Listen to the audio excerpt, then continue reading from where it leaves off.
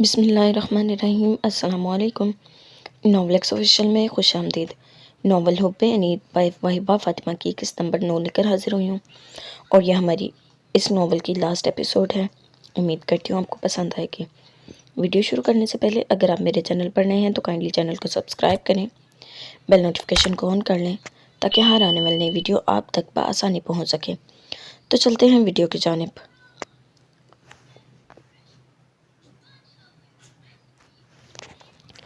مرتضیٰ اسی لیے گھر واپس آیا تھا۔ گیٹ پر گاڑی رکی تو ازکا، جو جاگ کر ان کا انتظار کر رہی تھی، اس نے اوپر سے جھانکا۔ مرتضیٰ نے گاڑی بند کی اور اپنی جانب سے اتر کر اس کی جانب آیا۔ مرتضیٰ نے دروازہ کھول کر اس کی جانب ہاتھ بڑھایا، جو کہ اس نے بری طرح جھٹک دیا۔ ہٹے پیچھے، دور رہیں مجھ سے، میں اپنا خیال خود رکھ سکتی ہوں، وہ غرا کر بولی تھی۔ مرتضیٰ نے اسے گھورا تھا۔ لال انگارہ رت جگہوں کی خمیاز آنکھوں میں عجیب سی وحشت اور غیظ و غضب تھا۔ سامنے بھی مرتضیٰ تھا، جو ایک مرتبہ پھر اسے زبردستی ہی صحیح باہوں میں بھر چکا تھا۔ مرتضیٰ نیچے اتارے مجھے، وہ چلائی، اور رات کے اس پہر گہرے سناٹے میں اس کی آواز دور دور تک گونجی تھی۔ اوپر بھی وہ سارا منظر منوغن دیکھ رہی تھی۔ انہیں کمرے میں جاتے دیکھا تو دبے قدموں نیچے چلی آئی۔ وہ مناہل کو لیے اپنے کمرے کی جانب بڑھا تو مناہل رو پڑی۔ مرتضیٰ نیچے اتارے، مجھے نہیں جانا اس کمرے میں، وہ سسک پڑی تھی، مگر مرتضیٰ نے جیسے کانوں میں روئی ڈھونس رکھی تھی۔ تبھی لا کر اسے بیڈ پر اتارا۔ مناہل نے اس کے سینے پر ہاتھ رکھ کر اسے خود سے دور جھٹکا۔ وہ مسلسل روئے جا رہی تھی۔ دور ہٹے مجھ سے، چھونے کی تو جرات بھی مت کرنا آپ، آئی ہیٹ یو۔ مرتضیٰ کی برداشت کی حد پار ہوئی تھی۔ قریب آ کر ہاتھ سے اس کا جبڑا دبوچ لیا۔ مجھ سے نفرت کرتی ہو تو پھر درد میں مجھے کیوں پکار رہی تھی؟ اور جب میں پاس آیا تو کیوں سینے سے لگی تھی میرے؟ ہاں بتاؤ مجھے۔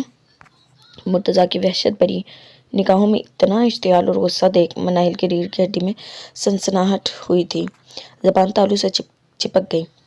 تمہاری اس سو کولڈ ضد اور ناراضگی کی وجہ سے مناہل، اگر میرے بچے کو کچھ بھی ہوا تو میں کبھی نہیں معاف کروں گا تمہیں۔ وہ لال انگارہ نم آنکھیں لیے اب اسے چھوڑ کر اس کے قریب بیٹھا تھا۔ اپنے بال مٹھیوں میں جکڑ کر اپنا غصہ ضبط کرنے کی کوشش کرنے لگا۔ مناہل گھٹنوں میں منہ دے گئی تھی۔ مرتضیٰ اٹھا اور اس کے لیے نیم گرم دودھ لینے کچن میں گیا تھا، اور اس کے لیے دودھ لایا، ڈور لاک کیا اور میڈیسن نکال کر اس کے سامنے بیٹھا۔ یہ میڈیسن لو، لہجہ کافی اکھڑا ہوا سا تھا، مگر وہ جانتا تھا اسے کیسے ڈیل کرنا ہے۔ اب مناہل کے اپنی ماں کے حصے کے بھی ناز نخرے اسی کو اٹھانے ہوں گے، اور خاص طور پر اب جب اسے اس کی دلجوئی کی سب سے زیادہ ضرورت تھی۔ ہاں مگر اب اس کی یہ خود ساختہ ناراضگی دور کرنے کے لیے اسے تھوڑا بہت سختی کرنی ہی پڑے گی۔ کیوں لوں میڈیسن؟ صرف اس لیے کہ آپ کو صرف اپنے بچے کی پڑی ہے، وہ پنگار کر بولی تھی، اور اس سے دوسرے وقت میں آج ہفتوں بعد وہ کھل کر مسکرایا تھا۔ نہیں، بچے کی اماں کی بھی پڑی ہے، اسی لیے، وہ سنجیدگی سے بولا، مگر آنکھوں میں چمک سی تھی۔ اسی لیے مجھے کب سے ڈانٹ رہے ہیں، مگر پھر مجھ پر غصہ کر رہے ہیں، مجھ پر چلا رہے ہیں، وہ چٹک کر بولی تھی۔ پیار کرتا ہوں تو تم سے برداشت نہیں ہوتا، اور نہ ہی اس حالت میں برداشت ہوگا، اسی لیے غصہ کر رہا ہوں، وہ سکون سے بولا، جبکہ مناہل تلملا اٹھی تھی۔ آئی ہیٹ یو، مجھے زہر لگتے ہیں آپ، وہ جھنجھلائی تھی۔ جانتی تھی اب وہ اسے زج کر رہا ہے خواہ مخواہ۔ ہاں مجھے معلوم ہے میں زہر لگتا ہوں تمہیں، مگر میں نے سنا ہے تمہیں میری مونچھیں بڑی پسند ہیں، وہ اطمینان سے بولا۔ وہ تو سب سے زیادہ زہر لگتی ہے مجھے، جو سوئیوں کی طرح چبھتی ہیں، وہ بے اختیار بولی تھی۔ مرتضیٰ نے مسکراہٹ چھپانے کو سر جھکایا تھا، جبکہ مناہل سر تپا لال ٹماٹر ہوئی تھی۔ بول کر اپنا جبڑا بھینچ لیا۔ مرتضیٰ نے اس کا چہرہ اپنے سامنے کر کے میڈیسن اس کے منہ میں رکھی اور دودھ کا گلاس اس کے لبوں سے لگایا، جو کہ اب شرافت سے اس نے پی بھی لیا۔ وہ اسے میڈیسن دے چکا تو گلاس سائڈ ٹیبل پر رکھا۔ وہ سسک رہی تھی۔ آج کتنے دنوں بعد یوں کوئی اس کا خیال رکھ رہا تھا جیسے ناظرہ بیگم رکھتی تھی۔ مرتضیٰ نے اس کا چہرہ ہاتھوں میں تھاما تھا اور وہ آنسو اپنے لبوں سے چننے لگا۔ وہ ایک مرتبہ پھر سے ٹوٹ رہی تھی، بکھر رہی تھی۔ اتنے دنوں کا غبار تھا۔ مناہل نے اس کے سینے پر سر رکھا۔ قلب پھوپھو امی، اس کی تان پھوپھو امی پر آ کر ٹوٹی تھی۔ مرتضیٰ نے ایک سر سی آہ بھری۔ میں تمہارے لیے کچھ بھی کر سکتا ہوں منو، مگر بس یہی نہیں کر سکتا کہ تمہاری پھوپھو امی کو کہیں سے واپس لے آؤں۔ وہ بے بسی کی انتہا پر کھڑا ہو کر بولا تھا، اور اس کا بکھرا وجود خود میں سمیٹ لیا۔ مرتضیٰ اس لیے بیڈ پر لیٹا تھا، اس کا سر اپنے سینے پر رکھا اور اس کے کمر سہلانے لگا۔ سو جاؤ منو، تم یہاں ادھر اس مقام پر سو گی تو شاید مجھے بھی آج نیند آ جائے۔ وہ قرب سے بولا تھا، مگر آج اتنے دنوں بعد درد کو بہنے کا راستہ ملا تھا اور وہ روئے جا رہی تھی، اور مرتضیٰ کو پتا تھا وہ پھر سے اپنی طبیعت خراب کر لے گی۔ مرتضیٰ نے اس کی گردن میں منہ دیا اور پرتپش ہونٹوں کا لمس اس کی گردن پر چھوڑنے لگا۔ وہ جو رونے کا شغل فرما رہی تھی مرتضیٰ کی ان گستاخیوں پر لرز کر رہ گئی۔ قلب، مناہل نے اسے پکارا، جو گہرائیوں پر اتر کر اس کے وجد پر اپنی چھاپ چھوڑنے لگا تھا، اور وہ مجھے دوبارہ اس کی جان کا آزار بن چکی تھی۔ قلب، دور ہٹے، میں سانس نہیں لے پا رہی۔ وہ گھٹی گھٹی آواز میں بولی تھی کہ اتنی سی دیر میں ہی وہ اس کی جان ہلکان کر چکا تھا۔ اگر میری اس پاگل پن سے بچنا ہے منو تو سو جاؤ، نہیں تو اگر میں اپنے ان مزور جذبات کے سامنے ہار گیا اور اپنی یہ شدتیں تم پر لٹانے لگا تو آئی سویر تم ہرگز برداشت نہیں کر پاؤ گی، اسی لیے کہہ رہا ہوں سو جاؤ۔ وہ اس کی گردن میں منہ دیے مدہوش سا بولا تو مناہل نے عافیت اسی میں جانے کے جلدی سے اس کے سینے میں منہ دیے اور زور سے آنکھیں بند کر لیں۔ وہ اپنے پلان کے کامیاب ہونے پر مسکرایا اور پھر دوبارہ اس کی کمر سے ہلانے لگا۔ مناہل جلد ہی نیند کی وادیوں میں اتر گئی۔ مرتضیٰ اس کا سر تکیے پر ٹکا کر بیڈ سے اٹھا تھا، کچھ سوچ کر باہر آیا۔ وہ جو کھڑکی سے لگی سب سن اور دیکھ رہی تھی۔ مرتضیٰ نے اسے بازو سے پکڑ کر گھسیٹا، اوپر کی جانب لے کر گیا۔ وہ چپ چاپ اس کے ساتھ گھسیٹتی چلی گئی۔ مرتضیٰ نے اسے لا کر کمرے کے فرش پر پٹکا تھا۔ کیا کر رہی تھی تم نیچے؟ مرتضیٰ کا سرسراتا لہجہ کافی سرد تھا۔ مجھ سے شادی کرو گے؟ میں تمہارے علاوہ کسی سے شادی نہیں کروں گی۔ قلب، بس تمہیں ہی دیکھنے گئی تھی، مگر تم اس کے ساتھ، میں نہیں دیکھ سکتی تمہیں کسی اور کے ساتھ، وہ سکون سے بولی تھی۔ اور مرتضیٰ نے حیرت سے اس نفسیاتی مریضہ کو ملاقاتہ کیا تھا۔ نہیں، بالکل بھی نہیں، یہ خوش فہمی تو پالنا ہی مت اپنے دماغ میں کہ میں کبھی تم سے شادی کروں گا۔ میں صرف اور صرف اپنی بیوی سے محبت کرتا ہوں اور اپنے ہونے والے بچے کی ماں سے، اور اپنی پوری زندگی اسی کے ساتھ گزاروں گا۔ آئی سمجھ کے نہیں؟ مرتضیٰ نے درستگی کی انتہا پر پہنچ کر اس کی بات کاٹی تھی۔ اور اگر میں نے اس وقت شور مچا دیا قلب کہ تم میرے ساتھ زیادتی کرنے کی کوشش کر رہے ہو تو سوچو کیا ہوگا۔ مجبوراً تمہیں مجھ سے شادی کرنا پڑے گی، یا تمہاری بیوی کو کچھ ہو جائے گا یا اس بچے کو۔ وہ نفرت سے پنگاری تھی۔ لعنت ہے تم پر ازکا، لعنت! تم ان لوگوں میں شامل ہو جن کے دلوں میں کفر کی مہریں لگا دی جاتی ہیں، جو اتنی ٹھوکریں کھا کر بھی نہیں سنبھلتے، نہ سدھرنے کی کوشش کرتے ہیں۔ میں ہی الو کا پٹا بے وقوف جس نے سوچ لیا کہ تم جیسے ذلیل اور گھٹیا عورت سدھر گئی ہوگی، مگر میری یہ خام خیالی ہی تھی۔ میں نے سب کچھ بھول کر تمہیں معاف کیا۔ ارے میں تو تمہارا انجام دیکھ کر ہی اللہ تعالیٰ کے مکافات سے، اس کے انصاف سے ڈر گیا تھا کہ تم جیسی اس کے ساتھ ہمدردی کر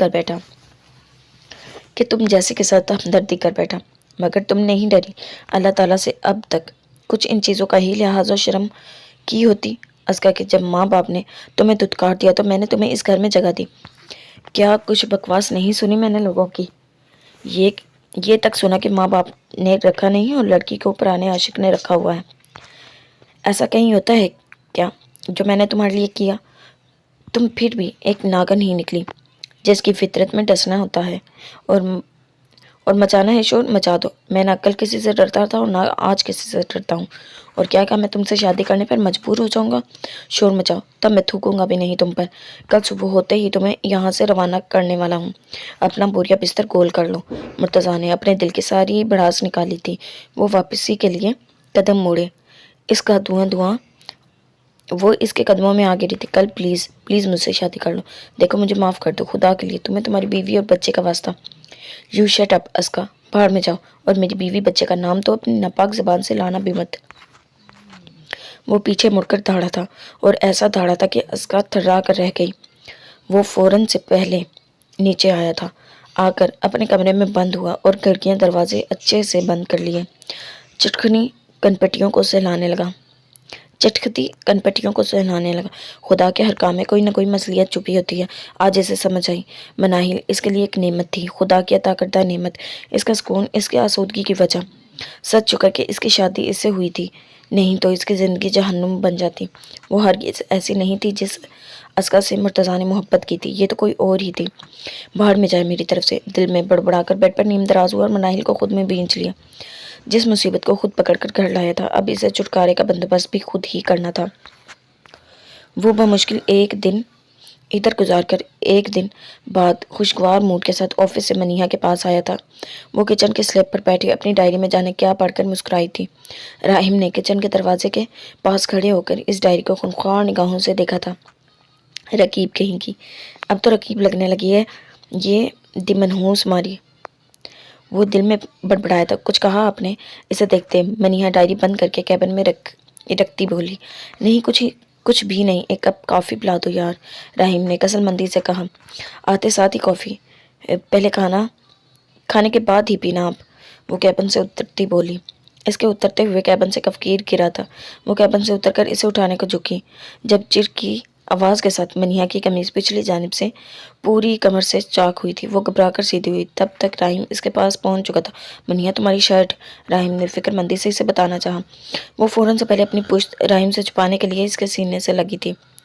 یہ کیا راہیم، پتہ نہیں میرے کپڑوں کے ساتھ کیا ہو رہا ہے، ایسے جیسے کسی نے کٹ لگائے ہوں۔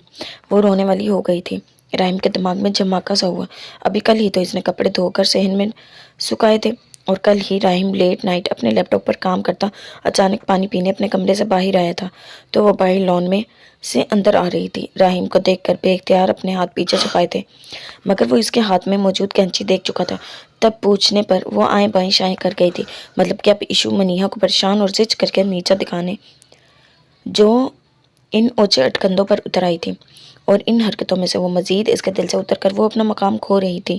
راہیم نے افسوس سے سر ہلایا اور اب منیہا کے گرد اپنے بازو حمائل کیے۔ وہ گھبرائی سے پشت اس کے سینے سے لگائے کھڑی تھی۔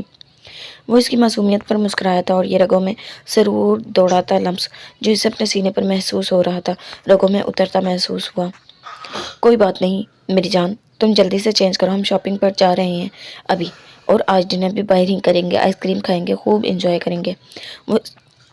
وہ اس کے کان میں سرگوشی کرتا، اس کی کمر پر اپنے لب رکھتا۔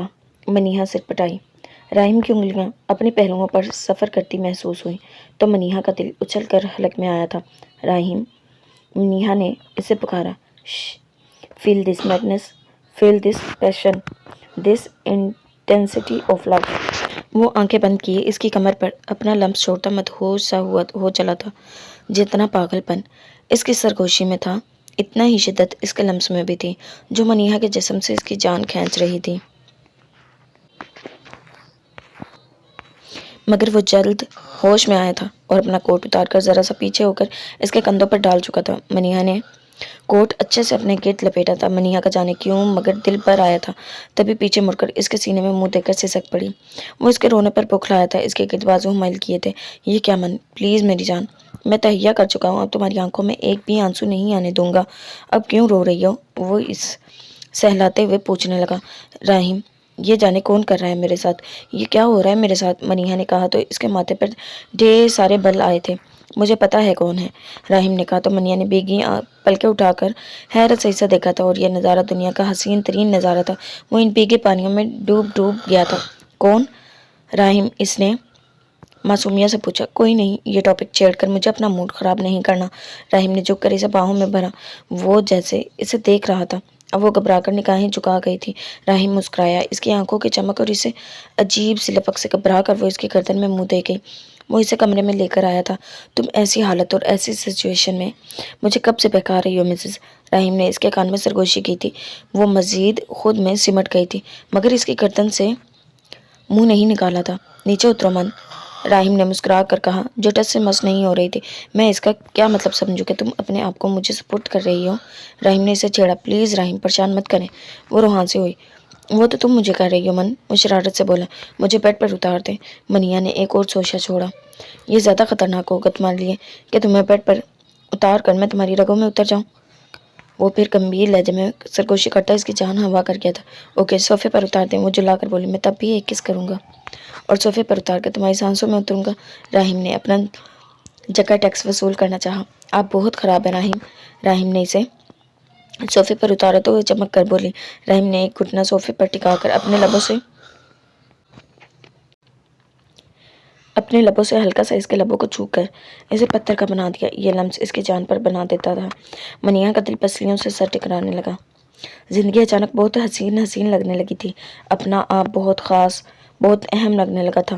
راہم کی محبت، اس کا کھویا ہوا مان، اس کی عزت اسے واپس بخش رہی تھی۔ میں خراب ہوئی، تمہیں اب پتہ چلا؟ وہ مسکراتا ہوا کہتا کمرے سے باہر چلا گیا تھا۔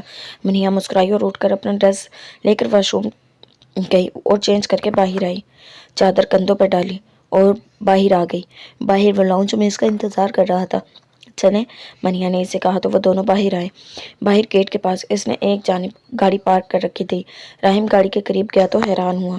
ادھر ایشو، جو اسی اپارٹمنٹ میں منڈلاتی بھی رہی تھی، اب انہیں باہر جاتا دیکھ تلووں پر لگی اور سر پر بجھی تھی اور ان کے پیچھے ہی بائی لپکی اور وہاں چھپی کڑی چہرے پر کمینی سے مسکراہٹ سجائے اب اپنے کیے گئے کارنامے کا سر انجام دیکھ رہی تھی۔ وہ گاڑی جو اس نے بالکل صحیح پارک کی تھی، اب اس کے اگلے دونوں ٹائر پنکچر تھے۔ یقیناً یہ بھی اسی کا کارنامہ تھا۔ راہم کا سوچ کر ہی جبڑا بھنج گیا۔ کیا ہوا راہم؟ منیہا قریب آئی۔ کچھ نہیں، گاڑی پنکچر ہے، ٹھہرو میں کیب کرواتا ہوں، زیادہ مزہ آئے گا۔ راہم نے فون کیا۔ کچھ ہی منٹس کے بعد میں وہ آ گئی۔ وہ دونوں کیب میں سوار ہو کر چلے گئے۔ ایشو غصے اور حسرت سے پاگل ہوتی، اپنے بال نوچتی، پاؤں پٹکتی اپنے کمرے میں گھس گئی۔ منیہا اور راہم نے ڈھیر ساری شاپنگ کی۔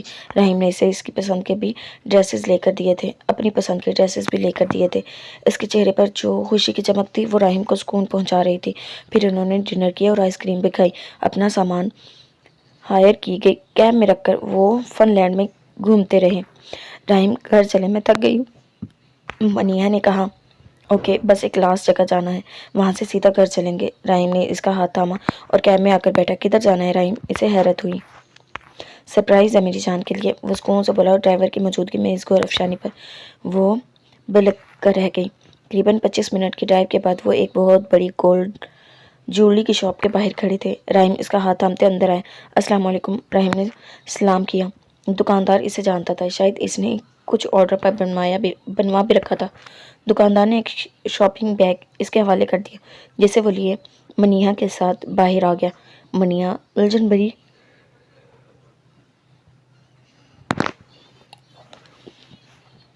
نگاہوں سے اسے دیکھے گئی۔ یہ کیا ہے راہم؟ منیہا نے آخر پوچھ ہی لیا۔ گھر جا کر بتاتا ہوں، یہی بتانے بیٹھ گیا تو میری جان کو اچھا نہیں لگے گا۔ راہم نے مسکرا کر اسے الجھن میں ڈالا تھا۔ اب چپ چاپ وہ گاڑی میں بیٹھے اور گھر آ گئے۔ راہم نے کرایہ ادا کیا، شاپنگ بیگز لے کر منیہا کے سنگند میں اپنے کمرے میں آیا۔ تمام سامان بیڈ پر رکھا اور وہ خاص بیگ اسے تھمایا۔ کھول کر دیکھو اسے منیہا، راہم نے اسے کہا۔ منیہا نے وہ شاپنگ بیگ کھول کر دیکھا تو اس میں درمیانے سائز کا ایک مخملی ڈبہ تھا۔ منیہا نے اسے کھول کر دیکھا تو حیران رہ گئی۔ اس میں 2 پینڈنٹ تھے، ایک وہ جو شاید راہم نے آرڈر کے لیے سیمپل کے طور پر دیا تھا اور دوسرا وہ جو وائٹ گولڈ کا تھا اور بے حد خوبصورت اور نفیس سا تھا۔ راہم، یہ تو وہی پینڈنٹ ہے جو مری میں وہ بول نہ سکی۔ ہاں، یہ وہی ہے اور ہمیشہ سے تمہارے لیے ہی تھا۔ مطلب میں چاہتا تھا کہ اس سیمپل کا گولڈ کا بنوا کر تمہیں ہماری گولڈن نائٹ پر منہ دکھائی کا تحفہ دوں گا، راہم نے سکون سے کہا۔ مگر منیہا سر تپا پسینے میں نہا گئی تھی۔ وہ کچھ تو ہو نہیں سکا جو میں نے سوچا تھا۔ ہاں، مگر اب یہ تم اپنے پاس رکھو۔ جب مجھے دل سے معاف کر دو گی اور اپنے دل کی رضامندی سے خود کو میرے سپرد کرنا چاہو تو اس وقت پہن لینا، اور اس وقت کا میں شدت سے انتظار کروں گا من۔ راہم نے اس کے دونوں ہاتھ تھامے تھے، دونوں ہاتھوں کی پشت پر اپنے لب رکھے۔ وہ گھبرا رہی تھی۔ راہم چاہتا تھا وہ بالکل سکون میں رہے۔ چلو یہ سامان سمیٹ کر آرام کرتے ہیں، صبح مجھے جلدی آفس جانا ہے۔ وہ شاپنگ بیگ کی جانب متوجہ ہوا تو منیہا بھی وہ باکس اپنے مخصوص دراز میں رکھنے کو پلٹ گئی۔ مناہل کی صبح آنکھ کھلی تو خود کو اس دشمن جہاں کے کمرے میں اس کے بیڈ پر پایا۔ آہٹ پر دائیں جانب دیکھا تو وہ واش روم سے فریش ہو کر باہر نکلا اور اس کی جانب ہی دیکھ رہا تھا۔ اس کی نگاہوں کا ارتکاز ایسا تھا کہ مناہل نے فوراً نگاہیں پھیری تھی اور آہستگی سے اٹھی تھی۔ اب طبیعت کیسی ہے؟ وہ ٹاول صوفے پر رکھتا اس کے قریب چلا آیا۔ مناہل نے جواب نہیں دیا بلکہ آہستگی سے بیڈ سے اتری۔ منو، میں نے کچھ پوچھا ہے؟ وہ ناراضگی سے بولا۔ میں جواب دینا ضروری نہیں سمجھتی، مناہل نے جھنجھلا کر کہا تھا۔ کیوں؟ اس نے اسے اپنی جارحانہ گرفت میں لیا تھا اور کب تک چلے گا یہ سب؟ مرتضیٰ نے اس کا چہرہ اپنی جانب گھما کر پوچھا تھا۔ جب تک وہ یہاں سے چلی نہیں جاتی، وہ بھی لگی لپٹی رکھے بغیر بولی تھی۔ مرتضیٰ شریر سے مسکرا۔ تو میں یہ سمجھوں کہ میری جان میری بزدل چوہیا جیلس فیل کر رہی ہے؟ وہ شرارت بھرے انداز میں بولا تھا۔ جائیں مرتضیٰ، اپنا کام کریں، پلیز میرا دماغ مت کھائیں، وہ جھنجھلا کر بولی تھی۔ میرا ارادہ تو تمہیں پوری کو کھانے کا ہے، صرف اس کا ناکافی بھیجے سے میرا پیٹ نہیں بھرے گا، اور اب اس سے تپا رہا تھا۔ اپنی مونچھیں جان بوجھ کر اس کے گزاز پھولی سی گال پر رب کی، جانتا جو تھا وہ چڑتی ہے ان سے۔ نہ کافی بھیجے سے کیا مطلب کیا ہے آپ کا؟ وہ تلملا اٹھی۔ مرتضیٰ نے اس کے پورے چہرے کو چوما۔ کچھ نہیں میری جان کے ٹوٹے، بس اپنا خیال رکھنا، اسے آج روانہ کر دوں گا یہاں سے، بے فکر ہو جاؤ میری جان۔ وہ اس کے ماتھے پر لپ رکھتا بولا تھا۔ چلو ناشتہ کرو میرے سامنے۔ وہ اس کا ہاتھ تھامے کچن میں آیا جہاں شبانہ ناشتہ بنا کر ان کا انتظار کر رہی تھی۔ دونوں نے ناشتہ کیا۔ مناہل منہ بناتی رہی مگر قلب نے اسے زبردستی کھانا کھلایا تھا۔ جا رہا ہوں میری جان، جلد لوٹوں گا، اپنا اور میری جونیئر چوریا کا خیال رکھنا۔ وہ شبانہ کے سامنے ہی جھک کر ایک مرتبہ پھر اس کے ماتھے پر لب رکھ گیا تھا۔ مناہل سٹپٹائی جبکہ وہ دانتوں تلے لب دباتا وہاں سے کھسک گیا۔ بے شرم کہیں کے، وہ جھنجھلائی جبکہ شبانہ کہکہ لگا کر ہنس پڑی، مگر اس کے گھوڑنے پر ہنسی کو بریک لگائی۔ منیہا رو رو کر ہلکان ہو چکی تھی۔ راہیم آفس سے لیو لے کر گھر آ گیا تھا۔ راحیلہ بیگم کی طبیعت خراب تھی۔ حیات صاحب نے انہیں سب سچ سچ بتا دیا تھا۔ اسی وقت سے ان کی طبیعت اب خراب ہوئی تھی اور اب راہیم شرمندہ سا اسے لیے لاہور جا رہا تھا۔ منیہا کچھ نہیں ہوگا آپی کو، پلیز یار چپ کرو۔ راہیم نے اس کے کندھے پر ہاتھ رکھ کر اسے تسلی دی تھی۔ تھکا دینے والے سفر کے بعد وہ لاہور پہنچے تھے اور سیدھا راحیلہ کے گھر ہی آئے تھے اور اب راحیلہ بیگم کے سراہنے سے لگی بیٹھی تھی۔ سارے گھر میں موجود اب راحیلہ بیگم کی طبیعت کافی بہتر تھی۔ منیہا تمہارے ساتھ یہ کیا کیا راہیم نے؟ مجھے اس سے یہ امید ہرگز نہیں تھی۔ تم چاہو تو الگ ہو سکتی ہو اس سے، میں اپنی بچی کو پل پل تڑپتے نہیں دیکھ سکتی۔ راحیلہ بیگم یہ بول کر رو پڑی۔ منیہا نے ان کے دونوں ہاتھوں میں، امی ایسی کوئی بات نہیں، میں بہت خوش ہوں راہیم کے ساتھ۔ اگر ایسی کوئی بات ہوتی تو مجھے بابا ہی نہیں بھیجتے راہیم کے ساتھ۔ یہ کچھ بھی ہوا وہ ایک غلط فہمی کی وجہ سے ہوا جو عنقریب انشاءاللہ بالکل ٹھیک ہو جائے گا۔ آپ بالکل فکر مت کریں امی، آپ تو میری آنکھوں سے میری پریشانی جانچ لیتی ہیں نا، تو دیکھیں میری طرف، میں کوئی پریشان لگ رہی ہوں؟ منیہا نے ان کا چہرہ اپنی جانب گھما کر ان کی آنکھوں میں دیکھا اور منیہا کی آنکھوں میں سکون دیکھ کر وہ بھی پرسکون ہو گئی۔ راہیم جو شرمندہ سا ایک جانب کھڑا تھا آگے بڑھا اور ان کے سامنے اپنے ہاتھ جوڑ دیے۔ راحیلہ آپی مجھے معاف کر دیں۔ راحیلہ بیگم نے تیزی سے اس کے ہاتھ تھام لی۔ نہیں میرے بچے، اگر منیہا تمہارے ساتھ خوش ہے تو مجھے بھی تم سے کوئی گلہ نہیں، انہوں نے کہا تو راہیم نے عقیدت سے ان کے ہاتھ چوم لی۔ ارے کوئی نہیں، اچھے وقت پر آئے تم لوگ، کیونکہ ہم تو ویسے ہی بلانے ہی والے تھے، تم لوگوں کو آج صنم کا نکاح ہونے والا ہے، زہرا بیگم نے مسکرا کر بتایا تو راہیم اور منیہا کو حیرت ہوئی، جبکہ اب صنم گھبرا کر جلدی سے کچن کی جانب۔ واہ امی، کیا خبر سنائی ہے آپ نے؟ مگر کون ہے، کس سے ہوگی صنم آپی کی شادی؟ واو دیٹس گریٹ۔ منیہا خوشی سے اچھل پڑی اور زہرا بیگم کے گلے میں جھول گئی۔ سب اس کے جانب دیکھ کر مسکرا دیا۔ ارے علی باز سے، میرا بھانجا جو بیرون ملک سے آیا تھا، تم تو جانتی ہو اچھی طرح، زہرا بیگم نے اسے بتایا۔ ارے عباس بھائی، آئی ایم سو ہیپی، وہ کہتی باہر بھاگی۔ سب اس کے بچپنے پر ہنس دیے۔ 2 ماہ پہلے جب زہرا بیگم کا بھانجا باہر سے آیا تھا تب منیہا اچھی خاصی اس سے مانوس ہو گئی تھی۔ وہ راہیم کی وجہ سے اسے بالکل اپنی چھوٹی بہنوں کی طرح ہی ٹریٹ کرتا تھا۔ حیات صاحب نے بھی یوں ہی رحیم کو جلانے کو منیہا کے رشتے کی بات بول دی تھی، جبکہ وہ تو ایسا سوچ بھی نہیں سکتے تھے۔ پھر جب 1-2 دفعہ صنم منیہا سے ملنے ان کے گھر آئی تو عباس نے اسے دیکھتے ہی اپنے لیے پسند کر لیا۔ وہ تو اتنا نیک تھا کہ اسے صنم کی پہلی شادی ٹوٹنے پر بھی کوئی اعتراض نہیں تھا، اور خدا کی کرنی سے ان 2 ماہ کے اندر اندر رشتہ پکا ہو گیا اور آج ان کا نکاح تھا۔ مرتضیٰ آفس جا چکا تھا اور مناہل اپنے کمرے میں تھی، تبھی اس خاموشی میں گیٹ کھول کر دعا اندر داخل ہوئی۔ سامنے شبانہ فرش دھو رہی تھی۔ السلام علیکم آپی، ازگا آپی کدھر ہیں؟ دعا نے پوچھا تو شبانہ مسکرا کر وعلیکم السلام کہتے اوپر کی جانب اشارہ کیا، مطلب وہ اوپر تھی۔ دعا اوپر آئی تو ازگا جانے کون سی میڈیسن اپنے ہاتھوں میں لیے بیٹھی اسے دیکھ کر مسکرا رہی تھی۔ دعا اس کے قریب آئی تو آہٹ محسوس ہونے پر اس نے گڑبڑا کر اپنی ہتھیلی پیچھے چھپا لی۔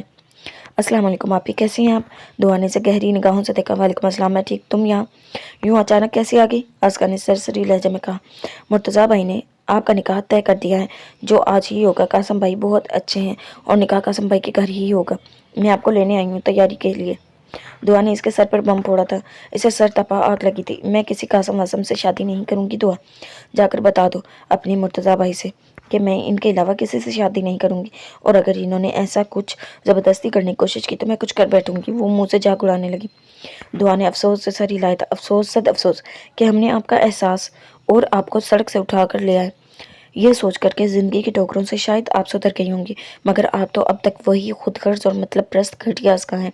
اور اگر اتنے احسانات کے باوجود مرتضیٰ بھائی کے ساتھ یا ان کی بیوی کے ساتھ کچھ غلط کرنے کا سوچ رہی ہیں تو اس سے اچھا ہے کہ اپنی ناپاک زندگی کا خاتمہ اپنے ہاتھوں سے ہی کر لیں اور چلو بھر پانی میں ڈوب مرے۔ دعا چٹک کر بولی تھی۔ ازکا گڑبڑا گئی کہ کیا کہہ رہی ہو تم؟ تمہارا دماغ تو خراب نہیں ہو گیا؟ تمیز سے بات کرو مجھ سے۔ وہ اپنی غلطی چھپانے کو چلا کر بولی۔ چلائیے مت، وہ زمانہ گیا جب آپ کے چلانے پر میں ڈر کر خاموش ہو جایا کرتی تھی، اور میں نے ابھی آپ کے ہاتھ میں حمل ضائع کرنے کی ٹیبلٹس دیکھی ہیں۔ میڈیکل کے اسٹوڈنٹ ہوں، بھول گئی آپ؟ دعا نے سرد لہجے میں کہا تھا۔ اب چلتی ہیں یہاں سے کہ مرتضیٰ بھائی کو فون کروں؟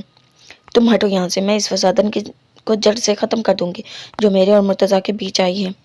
ازکا شاید اپنی ذہنی توازن کھو بیٹھی تھی، تبھی دعا کو دھکا دے کر دندناتی نیچے اتری۔ دعا اس کے پیچھے لپکی تھی اور اس نے اس کے نیچے پہنچنے سے پہلے نیچے آ کر اس کے کمرے کا دروازے پر ازکا کے سامنے حائل ہو گئی۔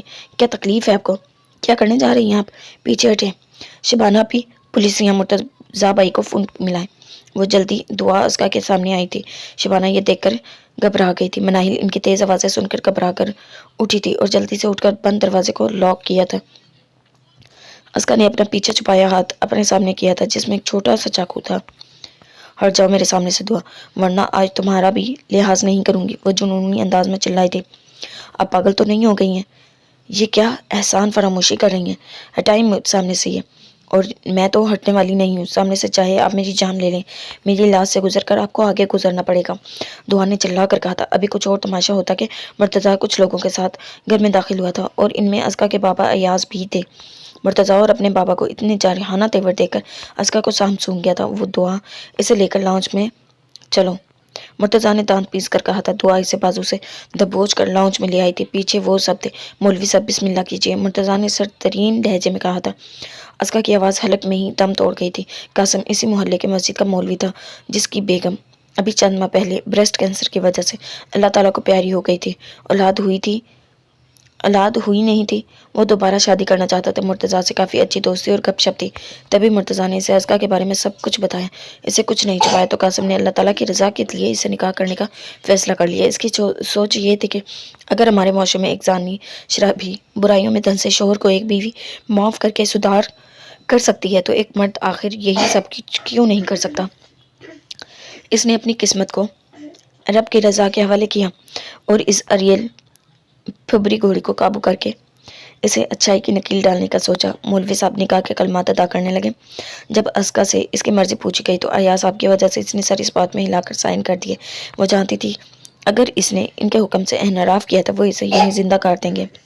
مبارکباد کا شور بلند ہوا۔ قاسم میاں اپنی امانت لے جا سکتے ہیں تم؟ اس آواز پر ازکا نے آنکھ اٹھا کر دیکھا تو سامنے قاسم میاں بڑی بڑی داڑھی کے ساتھ مولوی والا سفید صافہ سر پر باندھے نظریں جھکائے بیٹھا تھا۔ قاسم صاحب اٹھ کھڑے ہوئے تھے۔ چلیے، ازکا کی جانب ہاتھ بڑھایا۔ مجبوراً اسے اٹھنا پڑا۔ دعا بیٹی، اپنی بہن کے لیے کوئی برقع لائیے۔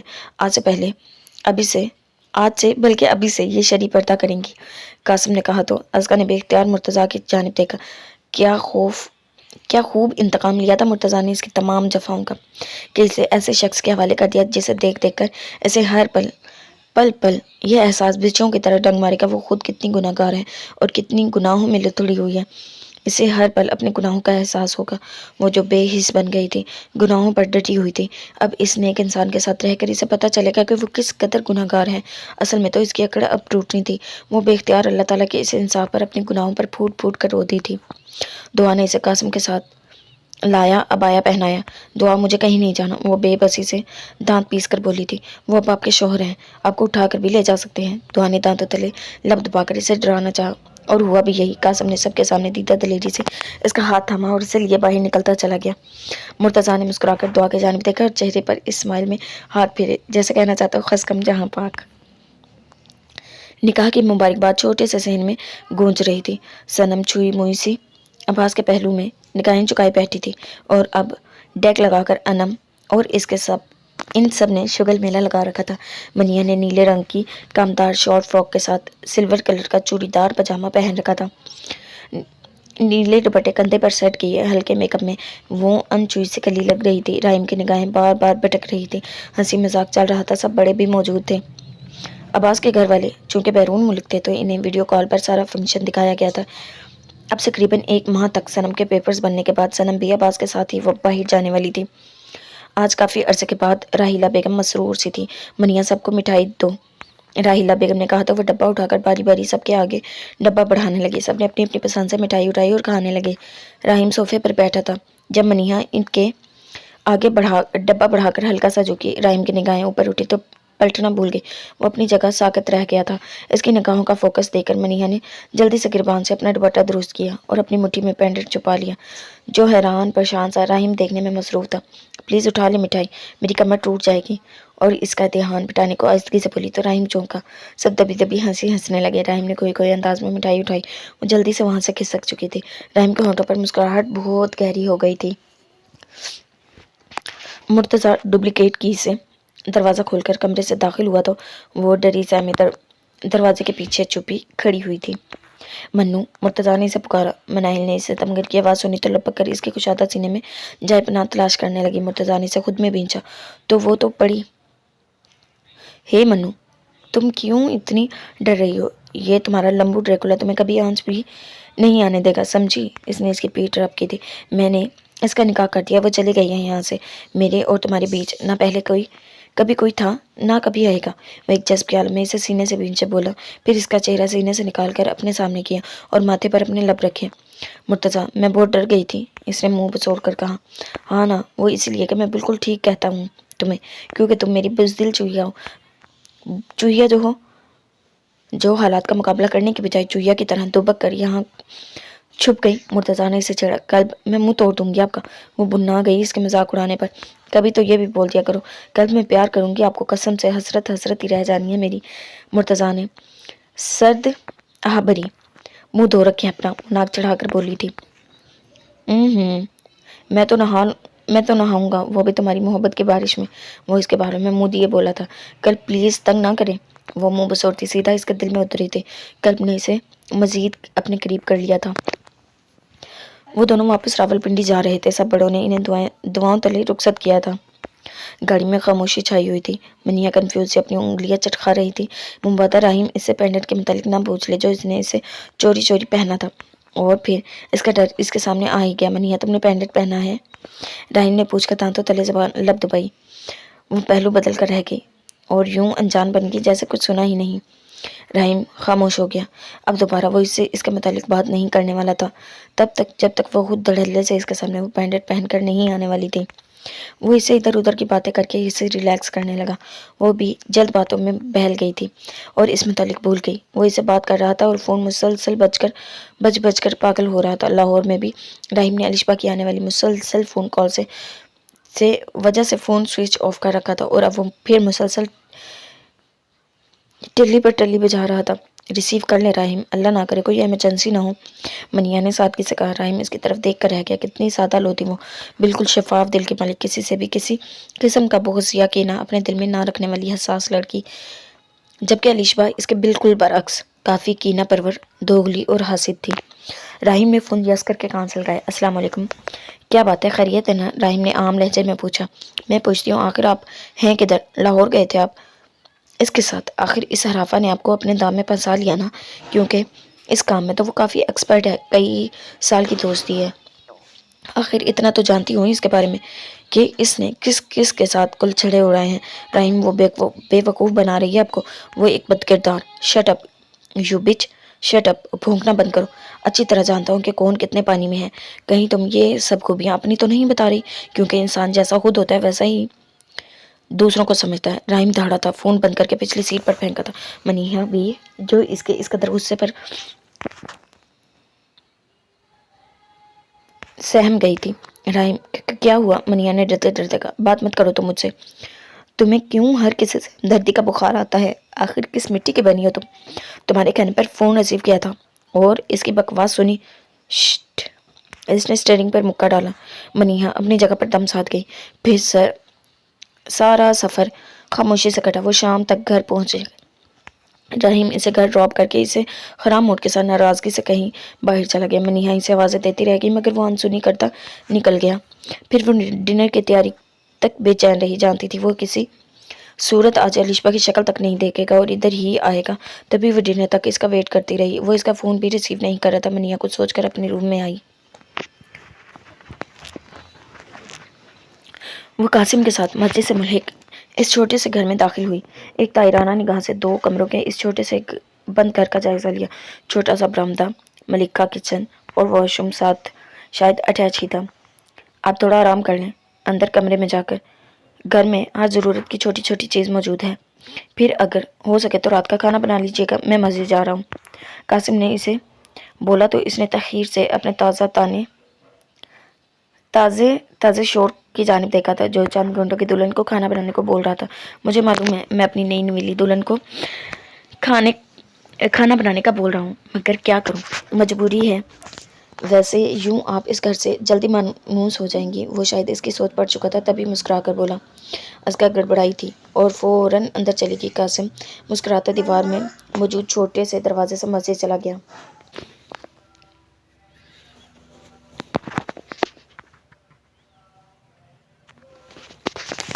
وہ چھوٹے سے پلنگ پر لیٹی، یوں ہی بے چینی سے کروٹیں بدلتی رہی۔ ایسا بناؤں گی کھانا کہ رکھیں گے یاد۔ حکم تو ایسے دیا ہے جیسے میں کوئی زر خرید غلام ہوئی کہ وہ جھنجھلائی۔ لیکن اگر مجھے پھوڑ یا کام چور سمجھا تو؟ وہ پریشان ہوئی اور کروٹ بدلی۔ تو سمجھتا پھرے مجھے کیا؟ اس نے پھر کروٹ بدلی۔ کیوں سمجھے جب میں ہوں ہی نہیں تو؟ وہ جھنجلا کر اٹھی تھی۔ یوں بھی کافی دیر ہو چکی تھی، ویسے بھی آرام کس کمبخت کو آنا تھا۔ یوں ہی کچن میں آئی تو صاف ستھرا کچن دیکھ کر رہنے والے کو داد دیے بغیر نہ رہ سکے۔ درمیانے سائز کا فریج کھول کر دیکھا تو اس میں تازہ گوشت، سبزیاں اور پھل پڑے تھے۔ یہ اپنے گھر کی ملکیت کا احساس تھا شاید جو وہ دوپٹہ کمر پر باندھے اپنی جلدی سے گوشت نکال کر گوبھی گوشت کا سالن بنانے لگی۔ گوشت کوکر میں چڑھایا اور سبزی کاٹی۔ کوکر کا ٹائم لگ گیا تو اتنی دیر میں 4 پیڑوں کا آٹا گوندھ لیا۔ اس کا یوں اتنے عرصے بعد گھریلو کاموں میں ماحول میں کام کر کے دل بہت لگ گیا تھا، تبھی وہ توجہ سے اپنا کام کر رہی تھی۔ گوشت کی بنائی کر کے سبزی ڈال دی۔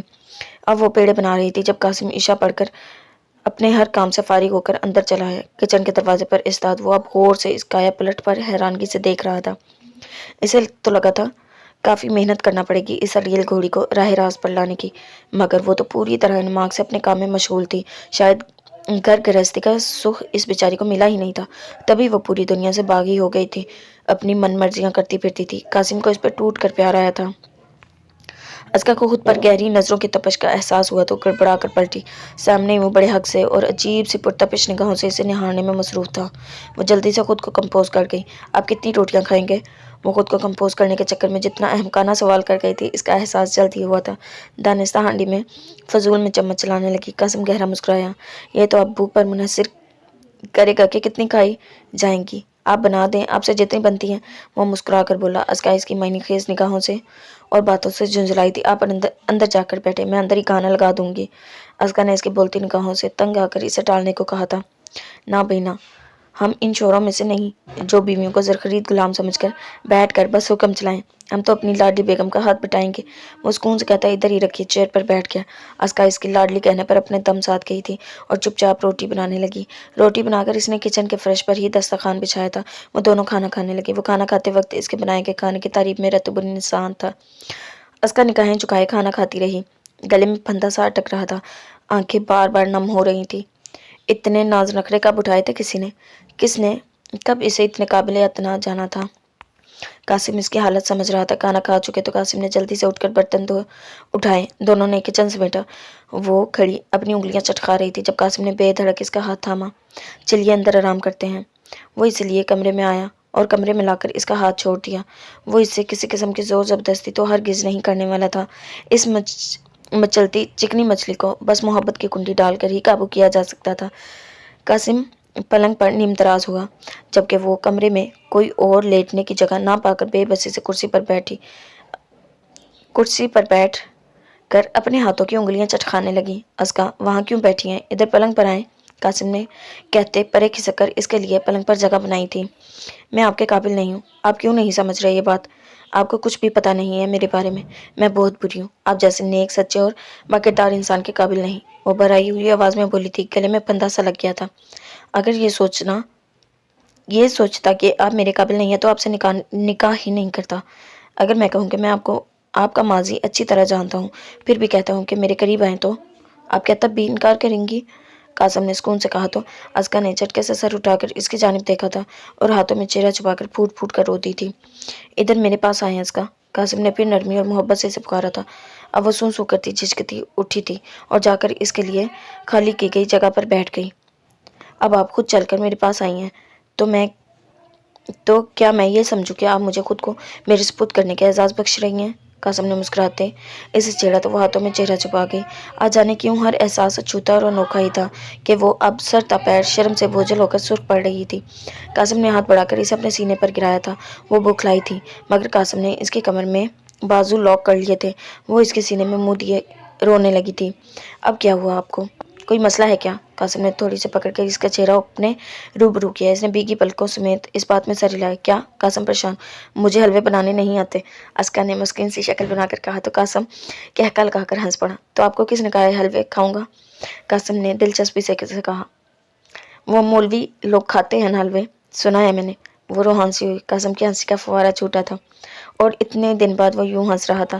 سچ کہا ہے کسی نے، ایک دوسرے کے وجود کا حصہ ہونا، کسی کے حیات کا شریک ہونا، کسی کا لباس ہو جانا، کسی کا ساتھ پا لینا بھی اس رب کریم کی ایک بہت بڑی نعمت ہے۔ نہیں، غلط سنا ہے آپ نے، مجھے میٹھا اتنا پسند نہیں۔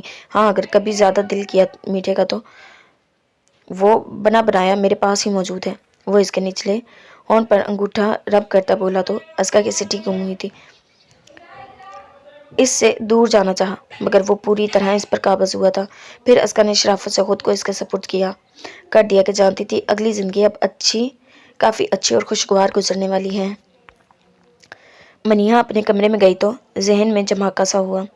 پورے مہینے یاد رکھ کر آج دن کی فکروں میں تو بھول ہی گئی تھی کل رحیم کی برتھ ڈے ہے۔ وہ ناراض تھا اور یہ بات اسے کہاں گوارا تھی۔ کھانا تو بنا ہی چکی تھی، اب کچھ خاص پلان کر کے چوکیدار بابا سے کچھ سامان منگوایا۔ وہ سامان لے آئے تو پوری دلجمی سے اپنا کمرہ ریڈ بیلونز اور ریڈ گلابوں سے سجایا۔ ریڈ ویلویٹ کیک منگوا کر ٹیبل پر سجایا اور اس کے گرد گلاب بکھیر دیے۔ کمرے میں سینٹڈ کینڈلز لگائیں۔ جب ساری تیاری مکمل ہو چکی تو ایک نظر اپنے حلیے پر ڈالی، ڈریسنگ کھولا، اس میں سے رحیم کا لایا ہوا ایک ریڈ ڈریس نکالا جو کہ سرخ رنگ کے پیروں تک میکسی تھی۔ واش روم گئی، فریش ہو کر میکسی پہن کر باہر آئی، ڈریسنگ کے سامنے بیٹھی اور ایک نظر اپنا جائزہ لیا، پھر ہلکا سا تیار ہو گئی۔ میکسی کے ساتھ کا اپر پہن لیا، بال ڈرائر کر کے یوں ہی کھلے چھوڑ دیے اور کانوں میں ہلکے سے ریڈ ٹاپس اور گلے میں وہی پینڈنٹ پہن لیا اور پھر سرخ رنگ کا سکارف سر پر لیا۔ آج وہ پوری طرح اپنے دل کی رضامندی سے خود کو اپنے شوہر کے سپرد کرنے کا ارادہ رکھتی تھی۔ وہ اپنے شوہر سے سالہ سال سے اس کی پہلی اور آخری محبت تھا۔ وہ محبوب شوہر جس نے اس کے سامنے ہاتھ جوڑ کر اور رو رو کر اپنے رویے کی معافی مانگی تھی اور اب تک اس کی مرضی اور خواہش کا احترام کیا تھا۔ تو اب جب فیصلہ ہو گیا تھا کہ جب عمر بھر ساتھ رہنا ہے تو کیوں نہ ایک بھرپور شروعات کی جائے، جب ہر صورت ایک ساتھ رہنا ہے تو کیوں نہ نبھا کر لیا جائے۔ انتظار کی گھڑیاں طویل تر ہوتی جا رہی تھی اور وہ پریشان، پھر آخر تنگ آ کر فون اٹھایا اور رحیم کو کال ملائی جو کہ پہلی بیل پر ریسیو کر بولو من، وہ شاید تھک چکا تھا یہ سانپ شکن جنگ لڑتے لڑتے۔ میں آپ کا انتظار کر رہی ہوں، ابھی کے ابھی واپس آنا ہے کہ نہیں آپ نے؟ دل ملا کر بولی آ رہا ہوں، رحیم نے کہا اور فون بند کر دیا۔ قریباً 12:15 بجے تک بج چکے تھے جب وہ گھر داخل ہوا۔ وہ کہہ رہی تھی کہ وہ اس کا انتظار کریے مگر یہاں تو اندھیرا چھایا ہوا تھا۔ رحیم حیران سا اندر داخل ہوا۔ آخر اپنے کمرے میں داخل ہو کر منیہا نے ہلکی سی ڈم لائٹ جلائی۔ Happy birthday to you, happy birthday to you, وہ گاتی اس کے سامنے آئی اور اسے اس کی تیاری سمیت کمرے کی تیاری سمیت خوشگوار ترین حیرت میں مبتلا کر گئی۔ یہ اس کی زندگی کا سب سے خوشگوار ترین اور بڑا سرپرائز تھا۔ اس کا موڈ سیکنڈز میں بدلا تھا۔ وہ اسے نکسک سا تیار اپنے سامنے دیکھ ہواؤں میں اڑنے لگا تھا۔ من یہ کیا؟ وہ مسکراتا اس کی جانب بڑھا۔ منیہا نے اس کے ہاتھ تھامے۔ سرپرائز، اس نے آنکھیں پٹپٹا کر کہا۔ رحیم نے پھٹتے جذبات سے اسے سینے میں بھینچ لیا۔ دونوں کیک کی ٹیبل تک گئے تھے۔ رحیم نے اس کا ہاتھ تھام کر کیک کاٹا اور ایک چھوٹا سا پیس اسے کھلایا۔ منیہا نے رحیم کو کیک کھلایا۔ یہ پل، یہ لمحے بہت خوشگوار اور حسین تھے۔ وہ اسے اس روم میں دیکھ کر ہی اپنے ہوش اڑا بیٹھا تھا۔ وہ مسلسل اسے گہری نظروں سے دیکھ رہا تھا۔ دونوں نے کچن میں جا کر ہلکا پھلکا کھانا کھایا۔ رحیم پھر اسے ہاتھ تھامے کمرے میں لے آیا۔ یہ میری زندگی کا سب سے حسین، خوبصورت اور یادگار ترین برتھ ڈے تھا من، وہ اس کے بازو تھام کر بولا۔ اب اگر یہ میری لائی ہوئی میکسی پہن ہی لی ہے تو یہ اسکارف تو ہٹا کر دکھا دو یار، رحیم نے کہتے نرمی سے اسکارف اتار کر ایک طرف رکھ دیا۔ منیہا جو نوز وہ پینڈنٹ پہنے دیکھ رحیم کے دل میں گدگدی سی ہوئی تھی، جبکہ اب اس کی بولتی نگاہوں کا سامنا کرنا منیہا کے لیے مشکل ترین امر تھا۔ میرا گفٹ کدھر ہے منیہا؟ اس نے اس کے کندھوں پر بازو رکھ کر معنی خیز انداز میں پوچھا۔ منیہا کا دل کیا کہیں بھاگ جائے، اور یہ جو اتنا بڑا سرپرائز دیا آپ کو؟ وہ اپنی گھبراہٹ پر پوری قابو پاتی بولی، جبکہ اس کے ماتھے پر چمکتا پسینہ دیکھ اور ہی داستان سنا رہا تھا۔ وہ دھڑلے سے پینڈنٹ پہنے اس کے سامنے تھی، جو کہ نگاہیں بھی کچھ اور ہی کہانی بیان کر رہی تھی۔ تبھی رحیم نے اب بڑے حق سے اس کے چہرے کے ایک ایک نقش کو چوما تھا۔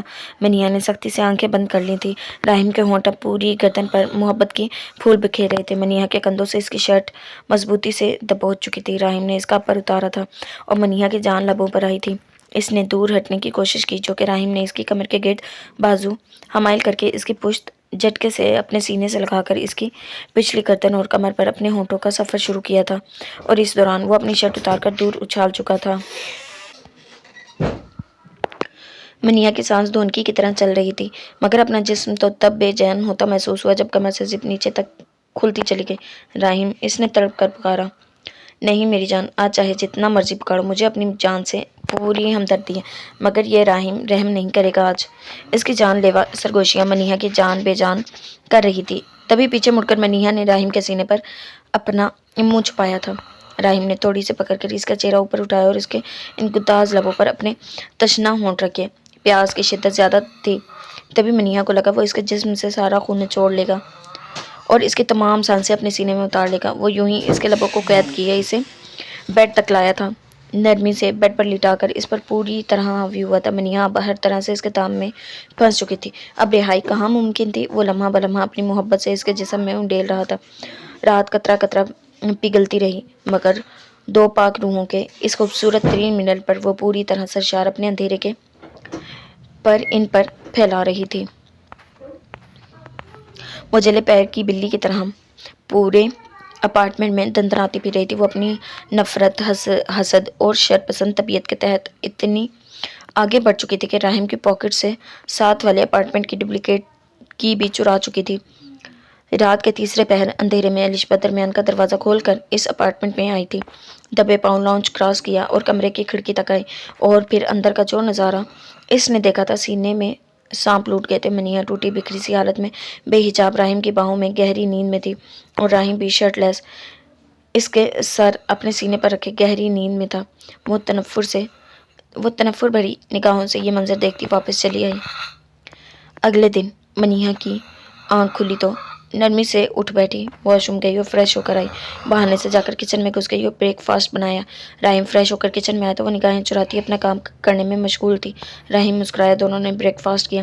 آج رحیم کی ضروری میٹنگ تھی تو جانا پڑ رہا تھا، نہیں تو آج کس کمبخت کا دل کر رہا تھا آفس جانے کو۔ وہ آفس جانے لگا تو وہ اسے چھوڑنے دروازے تک آئی تھی۔ رحیم نے اس کے ماتھے پر لب رکھے تھے۔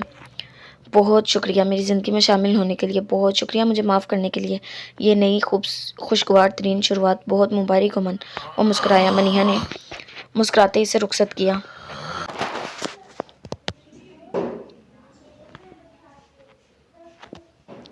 وہ آفس چلا گیا تو منیہا کمرے میں آئی، ایک پین کلر لے کر دوبارہ سو گئی۔ چند گھنٹوں بعد ہی سیاہ دھواں کے مرغولے سے منیہا کا دم گھٹا تو اس کی آنکھ کھلی۔ پورے گھر میں بھڑکتی آگ میں منیہا اس وقت گھری ہوئی اپنے کمرے میں بند تھی۔ وہ زور زور سے رونے چلانے لگی۔ باہر نکلنے کی کوشش کی تو پتہ چلا دروازہ باہر سے لاک کیا گیا ہے۔ منیہا نے ہیلپ کے لیے چلاتے دروازہ دڑدڑایا۔ دم لمحہ بلمحہ گھٹ رہا تھا۔ کھانستے کھانستے بے حال ہو گئی، آنکھوں سے پانی ندی کی طرح بہہ رہا تھا۔ آگ کے شعلے اب اندر تک بھڑک بھڑک کر پہنچ رہے تھے۔ رحیم، ہیلپ، بچاؤ مجھے، کوئی ہے؟ وہ چلا چلا کر ادمری ہو رہی تھی۔ آخر دم گھٹ کر بے ہوش ہو کر تیورا کر زمین پر گر گئی۔ آگ بھڑک کر لمحہ بلمحہ اس کے قریب پہنچ رہی تھی۔ رحیم آفس میں تھا اور اپنی میٹنگ سے ابھی فارغ ہوا تھا۔ سرشاری رگوں میں خون بن کر دوڑ رہی تھی۔ محبت کو پا لینے کا احساس کافی اچھوتا تھا۔ تبھی اس دشمن جان کا خیال آیا تو فون نکال کر نمبر ڈائل کیا، مگر یہ کیا، فون تو سوئچ آف تھا۔ لینڈ لائن پر کال کی تو وہ بھی آف۔ یہ ہو کیا رہا ہے یہاں؟ وہ پریشان ہوا۔ ایسا کیسے ہو سکتا تھا کہ ایک ساتھ دونوں فون سوئچ آف ہوں؟ کچھ تو گڑبڑ ہے۔ رحیم، مجھے امان صاحب کا ویٹنگ کارڈ چاہیے، شاید آپ کے پاس ہے۔ مینیجر اس کے کیبن تک آیا تھا۔ راہیم نے اپنا والیٹ نکالا اور اس کو وزٹنگ کارڈ دیا۔ شکریہ، وہ بول کر چلے گئے، مگر راہیم کے ذہن میں جماکا ہوا کچھ غیر معمولی احساس، جیسے وہ کچھ مس کر رہا ہو۔ دوبارہ فوراً سے پاکٹ ٹٹول کر دیکھی، حیرت انگیز اس کے پاس جو چابیاں موجود تھی اس میں اپارٹمنٹ کے درمیانی دروازے کی چابی غائب تھی۔ راہیم نے فون اٹھا کر آفس سے بھاگ کر باہر نکلتے اپنے اپارٹمنٹ کے چوکیدار کو کال ملائی، جو دوسری بیل پر ریسیو کر لی۔ جی صاحب خیریت؟ اس نے فون اٹھایا۔ ادھر میری جانب جا کر دیکھو، منیہا بی بی کے اپارٹمنٹ کی جانب۔ سب خیر خیریت ہے؟ نا فون مت رکھنا۔ راہیم کے کہنے پر وہ اس کی جانب آیا تھا، جہاں دھوئیں کے مرغولے گھر سے نکلتے دیکھ چوکیدار کے چہرے کی ہوائیاں اڑی تھی۔ صاحب ادھر آگ لگی ہوئی ہے۔ چوکیدار کے کہنے کی دیر تھی۔ فائر بریگیڈ کو فون کرو جلدی، یہ بول کر راہیم نے فوراً فون کر کے گاڑی میں بیٹھ کر گاڑی بھگائی تھی، ساتھ ہی پولیس کو کال ملائی تھی۔ 20 منٹ میں اپارٹمنٹ کے باہر جھٹکے سے گاڑی رکی تھی۔ وہ طوفان کی طرح گاڑی سے باہر نکلا اور اندر کی جانب لپکا، جہاں چوکیدار حیران و پریشان دروازے کے باہر کھڑا تھا، اور ساتھ ہی الشبا جو اطمینان سے چوکیدار کی ہوائیاں اڑے چہرے کو دیکھ رہی۔ راہیم کو یہاں دیکھ کر چہرے کی ہوائیاں اڑی تھی۔ اس نے تو فل پروف پلاننگ کی تھی۔ صبح جب راہیم آفس گیا اور منیہا سو گئی تو تب اس نے جا کر وہاں پیٹرول چھڑکا، اس کا موبائل سوئچ آف کیا اور لینڈ لائن کی تار نکال دی۔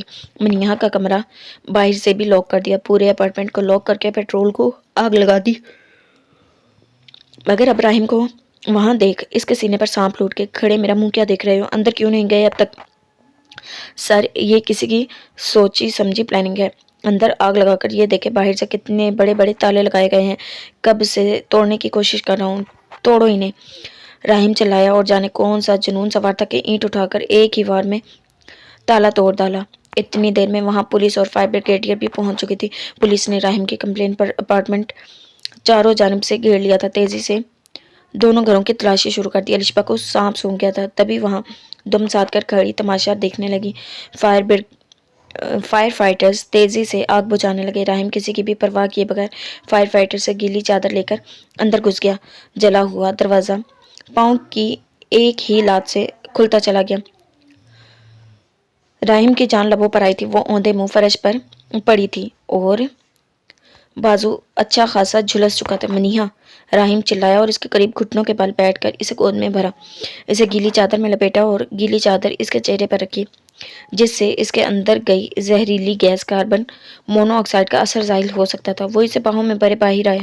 فائر فائٹرز آگ بجھا چکے تھے، وہ اسی لیے لاؤنج کے فرش پر بیٹھا تھا۔ منیہا آنکھیں کھولو، منیہا، وہ دیوانہ وار اسے پکار رہا تھا۔ فائر فائٹرز کے ساتھ آیا ڈاکٹر جو زخمیوں کا فرسٹ ایڈ ٹریٹمنٹ دیتا تھا، وہ بھی ساتھ ہی اس نے جلدی سے منیہا کی پلس چیک کی جو بہت دھیمی چل رہی تھی، اسے فوراً فرسٹ ایڈ دینے لگا۔ سر یہ آگ پیٹرول ڈال کر جان بوجھ کر لگائی گئی ہے، یہ گیلن ساتھ والے اپارٹمنٹ سے ملا ہے۔ پیٹرول ڈال کر گھر کو لاک کرنا، فون سوئچ آف کرنا ایک سوچی سمجھی سازش کے تحت کیا گیا ہے۔ فنگر پرنٹس اٹھا لیے ہیں ہم نے فون اور گیلن سے۔ آپ کو کس پر شک؟ یہ لے جائیں اسے یہاں سے انسپکٹر۔ راہیم نے الشبا کی جانب ہاتھ بڑھایا، وہ خونخوار نظروں سے اس کی طرف دیکھ رہا تھا۔ کیا سچ کہا تھا بزرگوں نے؟ تیسرا شامل نہیں ہوا، گھر جلا نہیں، تیجا وڑیا نہیں، چوکھا سڑیا نہیں، گھر جلا نہیں۔ ان کی طبیعت بگڑتی جا رہی ہے مسٹر راہیم، انہیں فوراً ہاسپٹلائز کرنا پڑے گا، ڈاکٹر نے منیہا کے بازو کو بینڈیج کرتے کہا، جس کی سانسیں اکھڑ رہی تھی، جبکہ لیڈی پولیس نے الشبا کو دبوچ لیا، جو منیہا کی حالت دیکھ کر مکروہ کہکے لگانے لگی۔ راہیم اپنی جگہ سے اٹھا تھا اور الشبا کے سامنے آیا۔ یہ تم ہو راہیم ابرق حیات، تم اس کے ذمہ دار تم ہو، میں نے یہ سب تمہاری وجہ سے کیا ہے، یہ سب تمہاری وجہ سے ہوا۔ وہ چلا رہی تھی، شٹ یو بچ، میں نے تم سے شادی سے انکار کر دیا تھا، ہاں میں قصوروار ہوں کہ شادی شدہ ہونے کے باوجود تمہیں آس لگا رکھی، مگر جب مجھے اپنی غلطی کا احساس ہوا تو میں نے تم سے بول دیا تھا کہ میں تم سے شادی نہیں کروں گا، مجھے فون مت کیا کرو، یاد ہے نا تمہیں؟ میں نے انکار کیا تھا، تم زبردستی میرے اپارٹمنٹ میں چلی آئی تھی اور سوسائڈ کی دھمکی دے کر مجھ سے نکاح کیا تھا۔ شاید میرے دل میں تمہارے لیے جگہ بن بھی جاتی، تم کوشش تو کرتی، اپنی اچھائی تو دکھاتی، شاید کہیں کوئی گنجائش نکل آتی، مگر تم نے ہمیشہ ہی گھٹیا ترین سازشیں چلی۔ سچ ہے کہ برائی کے راستے میں چلنے والا کبھی نہ بھلا ہوا تھا نہ ہوگا، تو بتاؤ کس کی غلطی ہے یا کس کا گناہ ہے؟ راہیم نے اس کی بولتی بند کروائی تھی، اس نے راہیم کا بازو پکڑا۔ راہیم پلیز مجھے معاف کر دے، میں بہک گئی تھی، مجھے سمجھ نہیں آ رہا تھا کیا کرے، مجھے بچا لے، مجھے معاف کر دے، وہ گڑ گڑائی۔ الشبا، میں راہیم ابرک حیات اپنے پورو ہوش و حواس سے تمہیں طلاق دیتا ہوں۔ راہیم، وہ دھاڑی تھی۔ طلاق دیتا ہوں، طلاق دیتا ہوں، راہیم نے کہا تھا اور پیچھے مڑ کر منیہا کی جانب بڑھا، اسے اپنی باہوں میں بھرا اور جلدی سے باہر کی جانب لپکا۔ الشبا سب کچھ گنوا کر فرش پر بیٹھتی چلی گئی۔ پولیس اسے اپنے ساتھ لے گئی۔ وہ ہاسپٹل کے ICU میں تھی۔ اس کے نظام تنفس کو کاربن مونو آکسائڈ نے بری طرح متاثر کیا تھا، مگر اب وہ ٹھیک تھی اور خطرے سے باہر تھی۔ بازو جھلسا تھا مگر معمولی نوعیت کا، سر جھکڑ کے زیادہ نقصان نہیں ہوا تھا۔ وہ ٹھیک تھی۔ چند گھنٹوں بعد اسے راولپنڈی پہنچ چکے تھے۔ راہیم نے سب سے پہلا کام کمپنی سے ریزائن دینے کا کیا تھا۔ وہ لاہور میں ہی کوئی جاب تلاش کرنے والا تھا۔ نرس باہر آئی تھی۔ پیشنٹ کو روم میں شفٹ کر دیا گیا تھا۔ وہ ہوش میں ہیں اور بالکل ٹھیک ہے، آپ لوگ مل سکتے ہیں ان سے، نرس نے بتایا تو سب کے چہرے کھل اٹھے۔ راہیم روم کی جانب لپکا۔ سب نے اس کی بے چینی نوٹ کی۔ وہ اندر داخل ہوا تو وہ نیم آنکھوں سے دروازے کی جانب بھی دیکھ رہی تھی۔ راہیم لپک کر اس تک پہنچا تو اس کا ہاتھ اپنے پرتپش ہاتھوں میں بھینچ کر اپنے لبوں سے لگایا۔ I am sorry, I am very so sorry, میں ٹھیک طرح سے تمہارا خیال نہیں رکھ پایا، تمہاری حفاظت نہیں کر پایا، یہ سب میرا قصور ہے، میری وجہ سے ہوا۔ راہیم نے بھیگے لہجے سے کہا۔ لال انگارہ آنکھیں بھی نم سی تھی۔ کچھ دیر پہلے تک اس کی جان لبوں پر آئی تھی۔ نہیں، آپ کا کیا قصور، وہ بس ایک حادثہ تھا، بھول جائیں۔ منیہا نے اپنا دوسرا ہاتھ بھی اس کے ہاتھ پر رکھا۔ راہیم نے اس کی کمر میں ہاتھ ڈال کر اسے نیم دراز کیا اور اپنے سینے میں بھینچا۔ راہیم اس سے الگ ہوا کیونکہ آہٹ محسوس ہوئی۔ حیات صاحب، زہرا، راحیلہ اور صنم اندر داخل ہوئی تھی۔ وہ اب ہلکی پھلکی باتیں کرنے لگے۔ راہیم نے ان سب کے ساتھ ہی واپس لاہور جانے کا فیصلہ کیا تھا۔ 6 ماہ بعد وہ ہاتھ اپنی کمر پر چھپائے کمرے میں داخل ہوا تھا جہاں وہ بستر پر نیم دراز تھی۔ وہ اس کے قریب آیا تھا۔ سرپرائز، راہیم نے بلند آواز میں کہا تو منیہا نے آنکھیں کھول کر دیکھا اور گہرا مسکرائی۔ راہیم نے اسے سینے سے لگایا۔ کیسی ہے میری جان کی طبیعت؟ وہ جو بہت نازک دور سے گزر رہی تھی۔ راہیم نے اس کے ماتھے پر اپنے لب رکھے تھے۔ وہ آفس کے کام کے سلسلے میں 3 دن سے کراچی گیا ہوا تھا اور اب جب لوٹا تو حیات صاحب اور زہرا بیگم سے ملنے کے بعد سیدھا اس کے پاس ہی آیا تھا۔ اب کافی بہتر ہے، اس نے آہستگی سے کہا اور اٹھ کر بیٹھ گئی۔ آپ لنچ کریں گے؟ منیہا نے اس سے پوچھا۔ ہاں یار، بہت بھوک لگی ہے، میں فریش ہو کر آتا ہوں، تم کھانا لگوا دو۔ وہ اپنے کپڑے نکال کر واش روم گیا تھا۔ منیہا جو 5 منتھ سے ایکسپیکٹ کر رہی تھی، وہ آہستگی سے چلتی باہر نکلی۔ وہ اپنے دھیان میں چلتی آ رہی تھی جب اس کے پاؤں کے نیچے ٹیبل سے پھسل کر نیچے گرا کرسٹل کا چھوٹا سا گلدان آیا تھا۔ منیہا لڑکھڑائی تھی۔ راہیم جو ابھی اپنی شرٹ کے بٹن کھول رہا تھا، منیہا کی دلخراش چیخ سن کر دیوانہ وار باہر کی جانب بھاگا تھا۔ مناہل اپنے کمرے میں لیٹی ہوئی تھی، طبیعت بہت بوجھل محسوس ہو رہی تھی، ہم وقت پورے جسم میں درد کی لہریں اٹھتی تھی۔ وہ اب بہت مشکل سے ایک ایک پل گن کر گزار رہی تھی۔ پیدائش کا وقت بہت قریب تھا۔ یوں ہی فون اٹھا کر منیہا کو کال ملائی تو فون زہرا بیگم نے اٹھایا۔ جو سامنے سے سننے کو ملا وہ کال کافی دل دہلا دینے والا۔ منیہا گر گئی تھی اور راہیم اسے لیا ہاسپٹل گیا تھا۔ وہ ابھی فون کی جانب متوجہ تھی جب مرتضیٰ کمرے میں آیا۔ اس کا پریشان چہرہ دیکھ پوری طرح اس کی جانب متوجہ ہوا۔ کیا ہوا منو؟ مرتضیٰ نے پوچھ ہی لیا۔ مناہل نے بتایا کہ منیہا ٹھیک نہیں ہے، وہ مرتضیٰ مجھے ابھی لے کر ابھی منیہا سے ملنا ہے۔ اور پھر وہ مرتضیٰ سے ضد کرنے لگی، وہ منیہا کو دیکھنے ہاسپٹل جائے گی۔ مرتضیٰ نے کافی ٹال مٹول کی، ویسے بھی اس کی لاسٹ ڈیز تھی، کسی بھی وقت ہاسپٹل جانا پڑ سکتا تھا۔ جبھی اس نے مناہل کو منع کیا مگر وہ اپنی ضد سے ہونے لگی کہ جا کر رہے گی۔ مرتضیٰ نے لمبی سانس خارج کی اور اسے لے کر جانے کی حامی بھرتا اٹھا۔ وہاں سے سہارا دے کر مناہل کو اٹھایا، الماری سے لا کر چادر اس کے کندھوں پر ڈالی۔ مناہل مسکرائی تھی۔ اس شخص نے اس کے زخموں کا مداوا بہت حسین طریقے سے کیا تھا۔ اس کی مسکراہٹ پر مرتضیٰ گہرا مسکرایا تھا اور جھک کر اس کے ماتھے پر لب رکھے۔ مناہل نے آنکھیں موندے اس پاک لمس کو محسوس کیا تھا۔ وہ اسے اپنے حصار میں لیے باہر کی جانب بڑھا اور لا کر اسے گاڑی کا دروازہ کھول کر فرنٹ پر بٹھایا اور خود چلتا اپنی سائڈ پر آیا اور ڈرائیونگ سیٹ سنبھالی اور ہاسپٹل کی جانب رواں ہونے لگا۔ کچھ دیر میں آدھے راستے میں اپنی نیچر کے مطابق مناہل سے ہلکی ہلکی گفتگو کرنا اور کبھی اسے چھیڑنا جس سے وہ گڑبڑا جاتی اور وہ مسکرا دیتا۔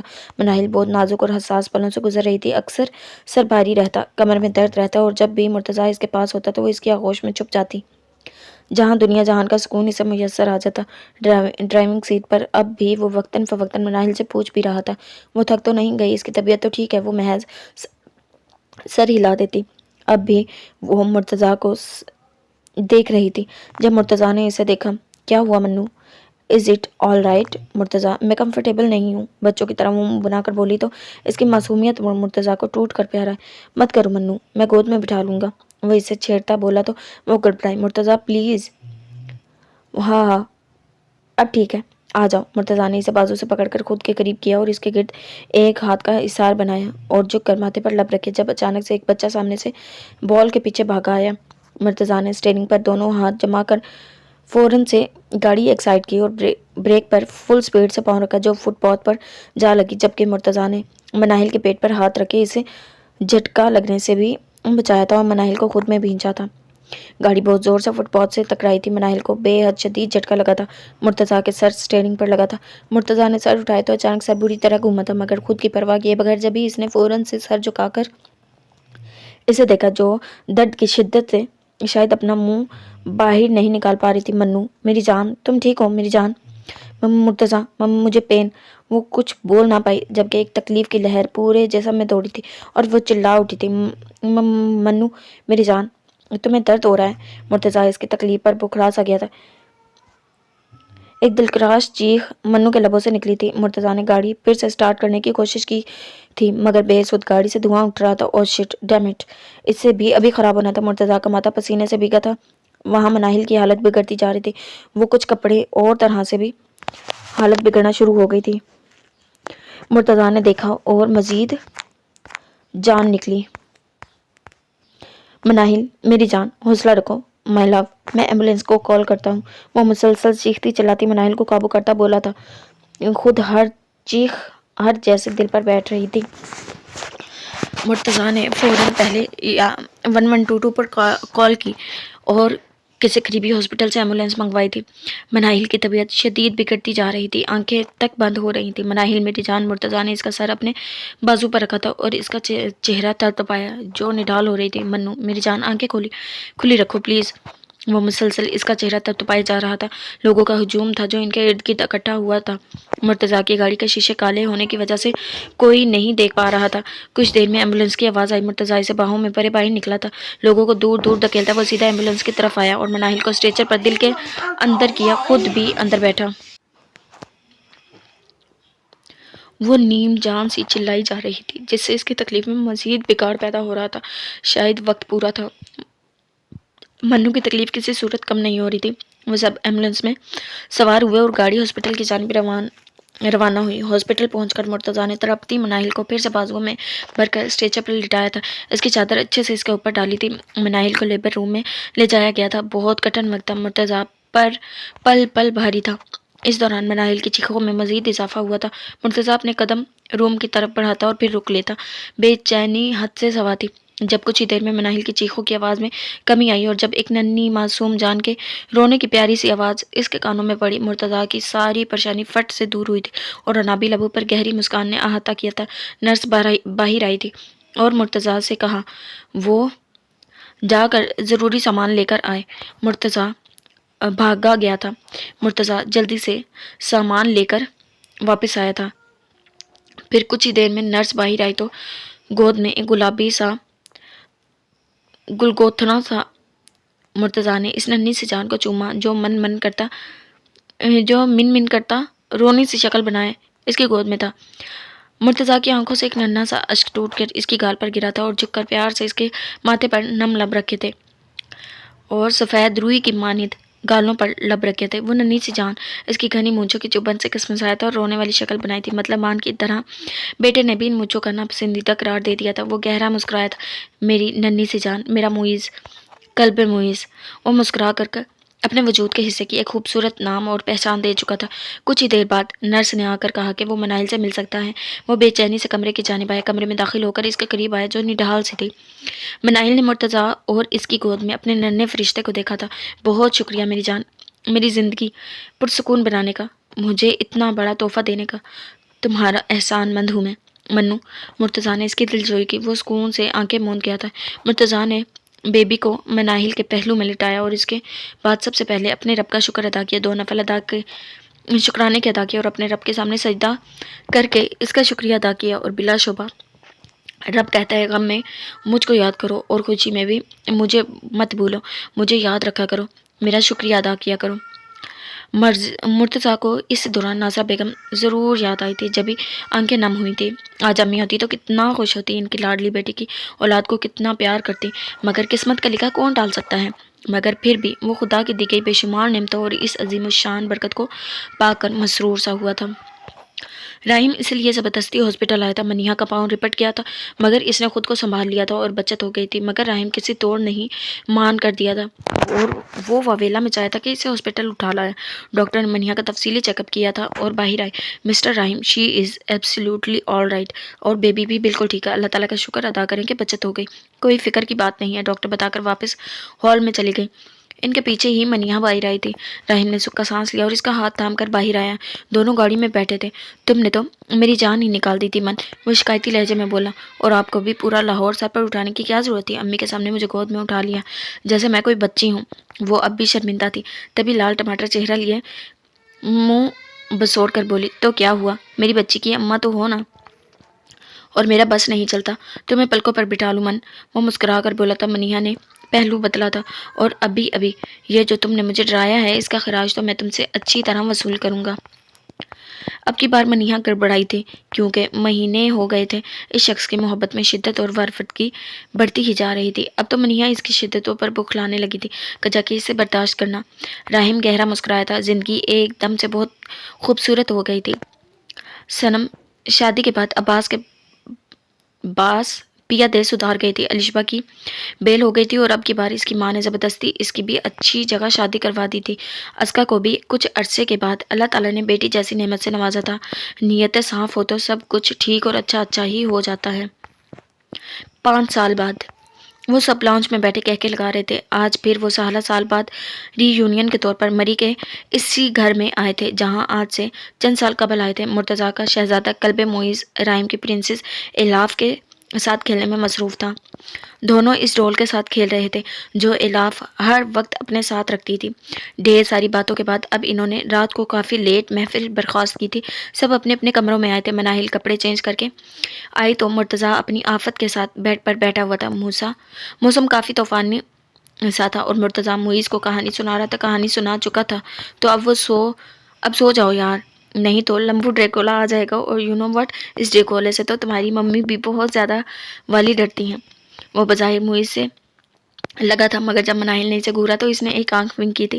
پھر مناہل نے معیز کو پاس لٹایا اور اس کے بالوں میں مخصوص طریقے سے ہاتھ پھیرنے لگی۔ وہ جلدی نیند کی وادیوں میں اتر گیا، وہ سو چکا تھا۔ تبھی مناہل کو ایک جھٹکے سے اس نے اپنی جانب کھینچا تھا۔ آج موسم بڑا بے ایمان ہے آج موسم، وہ سرگوشی میں گنگنایا تھا۔ کیا کہا؟ لمبو ڈریکولا سے ڈرتی ہے ممی؟ ٹھینگا ڈرتی ہے۔ مناہل نے اسے ٹھینگا دکھایا تھا۔ ہاں، ایک مرتبہ قریب تو آنے دو، ممی کے پہلے کی طرح نہ ہوش اڑائے تو بات کرنا آزمائش شرط ہے، وہ اسے اپنے مضبوط حصار میں قید کرتا گمبھیر لہجے میں بولا تھا۔ مناہل کے سچ مچ میں ہوش اڑے تھے۔ الاف زوروں کی طرح رو رہی تھی۔ ارے کیا ہوا بابا کی جان کو اب؟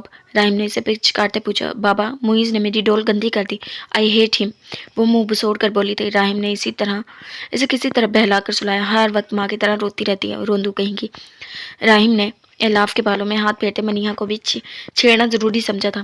آپ کی غلط فہمی ہے کہ اس کی ممی روندو ہے، وہ تو رلانے والوں میں سے ہے، جیسے اس کے ڈیڈی کو 2 ماہ پل پل رلایا تھا، وہ اٹلا کر بولی، اور رحیم نے کلائی سے تھام کر اسے اپنی جانب کھینچا تھا۔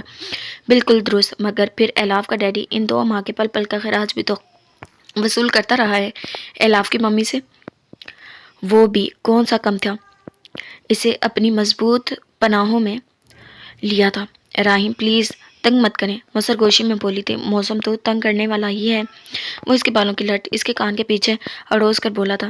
منیہا نے جھنجھلا کر اس کے سینے میں منہ چھپایا تھا۔ چاند بادلوں کی اوٹ میں چھپا تھا، زندگی یہیں کہیں پاس کھڑی مسکرا رہی تھی۔ ختم شد۔ جی تو جناب، یہ تھا ہمارا ناول حب انیت، جس کی آج لاسٹ ایپیسوڈ تھی۔ امید کرتی ہوں آپ کو پسند آیا ہوگا۔ اگر آپ کو ہمارے ناولز، ہماری ویڈیوز پسند آتی ہیں تو اپنا ریویو ضرور شیئر کیا کریں۔ ملتے ہیں ایک نیو ناول کے ساتھ۔ اللہ حافظ۔